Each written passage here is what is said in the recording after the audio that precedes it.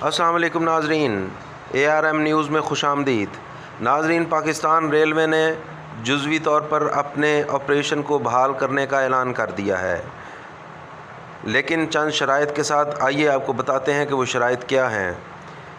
Ticket گھر اور booking office نہیں کھلیں گے، اوپن ٹکٹ نہیں ملے گا، صرف اور صرف آن لائن بکنگ ہوگی۔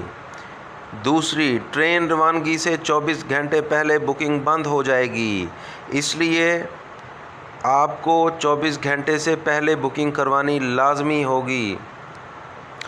پھر بکنگ والے مسافر اسٹیشن میں داخل نہیں ہو سکیں گے، مگر جنہوں نے بکنگ نہیں کروائی ہوگی وہ اسٹیشن میں داخل نہیں ہو سکیں گے۔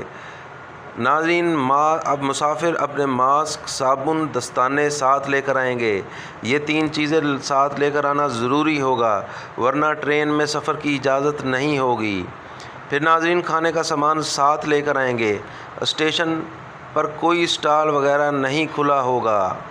پھر ناظرین، بوگی میں 78 کی بجائے 60 مسافر عام بوگی میں، اور بزنس کلاس کے روم میں 6 کی بجائے 4 مسافر ہوں گے۔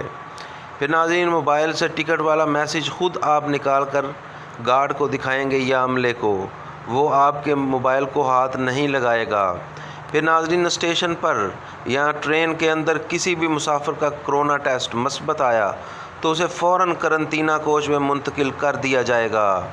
پھر بوگی کے دروازے صرف اسٹاپ اسٹیشن پر کھلیں گے اور ہر بوگی میں ریلوے کا ملازم موجود رہے گا۔